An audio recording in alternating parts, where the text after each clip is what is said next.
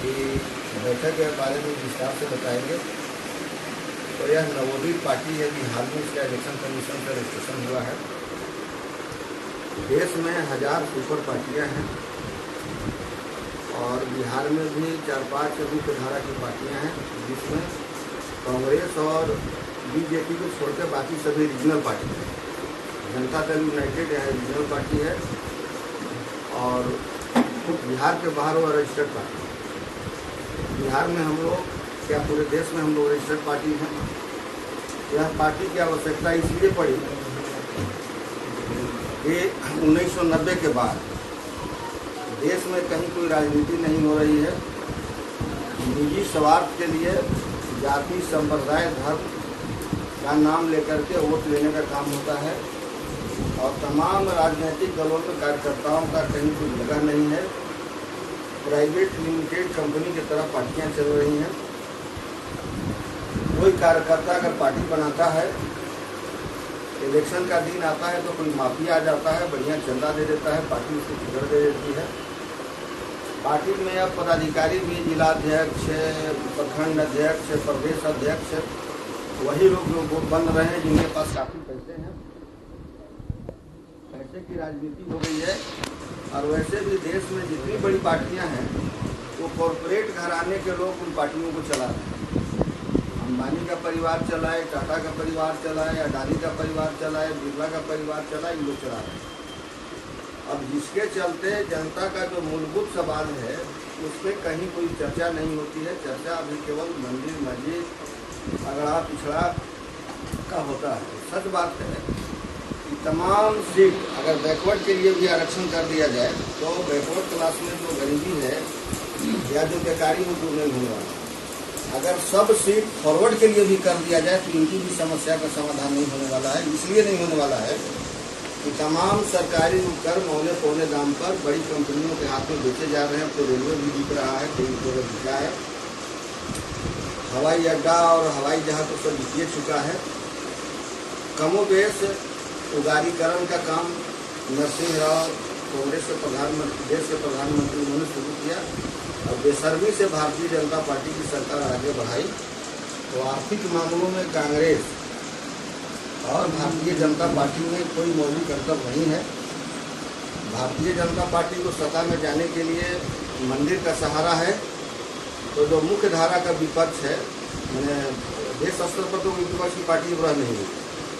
जैसे उत्तर प्रदेश से मुलायम सिंह के बेटा अखिलेश को ले लीजिए, बिहार में लालू यादव को ले लीजिए, तो इनको भी अगड़ा पिछड़ा मुस्लिम आदि का देना है। तो नतीजा है कि सारे का सारे लोग आज हाशिए पर हैं। तमाम सिस्टम क्लैप्स कर गया, ध्वस्त हो गया। आज के तारीख में ऐसा कोई भी महकमा नहीं है जिसमें थोड़ा बहुत भी संवेदना हो, आदर्श हो। तो जो आने वाली पीढ़ी है उसका भविष्य हमको बड़ा निकार में लगता है। तो हम लोगों ने सोचा कि हम लोगों को एक पार्टी बनाना चाहिए और जनता के सहयोग से, जनता के सवाल पे संघर्ष के माध्यम से पार्टी खड़ा करना चाहिए। 10 साल 20 साल जो भी समय लगे देश के सामने विकल्प प्रस्तुत करना चाहिए। हम लोगों ने यह भी सोचा कि राजनीति कोई तत्कालिक चीज़ नहीं है, दीर्घकालिक चीज़ है। ऐसा नहीं कि आज पार्टी बनाए तो मुख्यमंत्री बन जाए, कुछ लोग MLA बन जाए, मंत्री बन जाए, ऐसा कुछ होता नहीं है। अब जैसे भाजपा अगर सरकार में है तो आज़ादी के बाद कुछ लोगों ने सांप्रदायिक आधार पर जनसंघ का गठन किया, RSS बनाया, तब जाकर के 60 साल 70 साल के बाद उनको ये अवसर मिला है।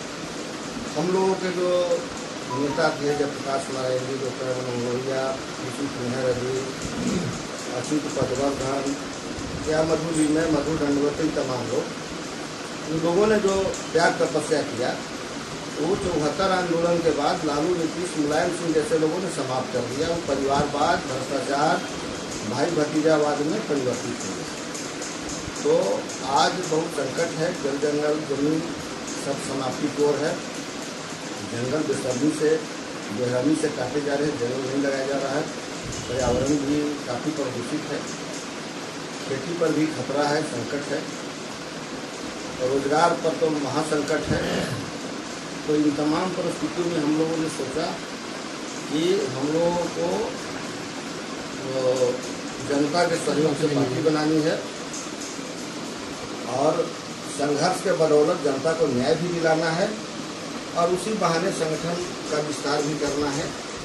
इसीलिए हमारी बात हुई थी संजय सिन्हा जी से 3-4 महीने पहले, संजय श्रीवास्तव जी से। तो इन्होंने कहा था कि मैं आपकी मदद करूंगा सासाराम में। तो सासाराम में हमारे कई मित्र हैं, कुछ वैचारिक मित्र भी हैं, कुछ संघर्ष के भी मित्र हैं। तो उनको लगा कि उनसे कुछ होने वाला नहीं है, तो वो अपना दल भी नहीं चला पा रहे हैं। तो ऐसी परिस्थिति में हमारे भी कुछ हैं यहाँ मित्र हैं, रिश्तेदार हैं, लोग लंबा चौड़ा बात कहते रहे, किसी ने हमारी मदद नहीं की। संजय जी ने कहा कि मैं करा देता हूँ बैठक। तो बबलू जी से फिर हमारी बात हुई। बबलू जी हमारे नेता हैं और इनके छत्र छाया में मैं रहता हूँ सासाराम में। अगर बबलू जी न रहें तो मेरे सामने दिक्कत हो जाएगी, कहाँ रहना है नहीं रहना है। तो बबलू जी ने उनसे कहा कि परवीन जी से अभिनीत परवीन जी से इन्होंने हमारी बात करवाई। अभिनीत परवीन जी ने कहा कि अभी आप चले आइए, आपकी बैठक में का कमेटी बनवा देता हूँ। रात में बड़े भाई से भेंट हुई। हाँ, इन्होंने भी कहा कि नहीं, इसको चलाया जाएगा। यही हमारा है कि सासाराम का जो लोकल समस्या है, ऐतिहासिक जगह है, सहस्त्र बाहू से लेकर शेरशाह तक लोग यहाँ पैदा लिए। बाबू जगमोहन राम जैसे लोगों ने यहाँ प्रतिनिधित्व किया है। कभी राम सुभट बाबू भी इसी इलाके के थे जो ईमानदारी के मामले में चर्चित थे। कई अच्छे लोग यहाँ राजनीति में रहे हैं। बिहारी सिन्हा भी कभी यहाँ से लगे हुआ करते थे। उसके पहले विनोद बिहारी सिन्हा उनके जो बड़े भाई से लगे हुआ करते थे। तो हम लोगों को जातीयता सांप्रदायिकता से ऊपर उसके जो सासाराम का छोटा से छोटा समस्या तो नगर निगम हो गया यहाँ, तो उसकी जो समस्या है, फिर कलेक्टेरिएट आम जनता का ज़्यादा काम होता है कलेक्टेरिएट से, अंचल से, ब्लॉक से, तो वहाँ जो भ्रष्टाचार है या संवेदनहीनता है, तो हम लोगों को उन सब सवाल पर काम करना चाहिए। अगर पार्टी बन जाती है, सदस्यता चलता हो, तो हमारी जहाँ भी आवश्यकता महसूस करिएगा हम लोग करेंगे।